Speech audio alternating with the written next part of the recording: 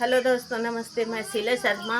आज एक कजरी गीत आप लोगों को दोस्तों सुनाऊंगी। आप लोग उसे फुल आवाज़ करके दोस्तों सुनना। आप सबको अच्छा लगे तो लाइक शेयर सब्सक्राइब कमेंट ज़रूर करना और ज़्यादा से ज़्यादा लोगों के पास शेयर करना। हमारी आवाज़ में गीत आप सभी को जैसा लगे कमेंट के माध्यम से ज़रूर बताना दोस्तों। आइए सुनिए हमारी आवाज़ में।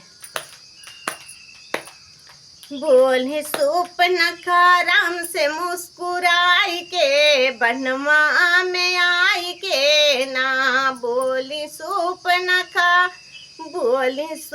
नखा राम से मुस्कुराई के बनवा में आई के ना।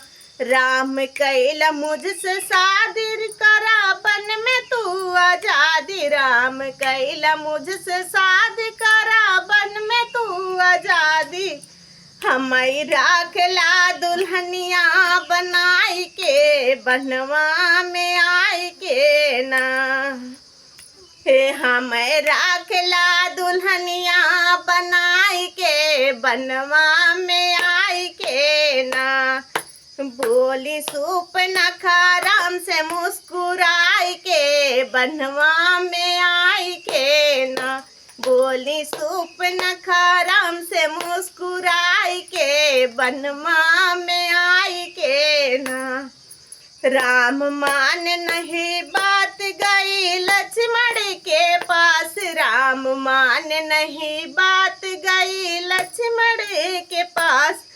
लक्ष्मण काट ले हैं ना के कान गुस्साई के बनवा में आई के ना। लक्ष्मण काट ले हैं ना के कान गुस्साई के बनवा में आई के ना।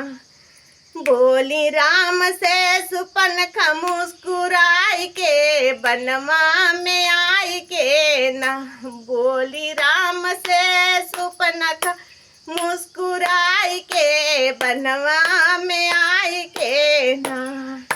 कटा नाक और कान टूटा सारा अभिमान। कटा नाक और कान टूटा सारा अभिमान। गई लंका में न किया कटाई के। गई लंका में न किया कटाई के बनवा में आई के ना। गई लंका में न किया कटाई के बनवा में आई के ना।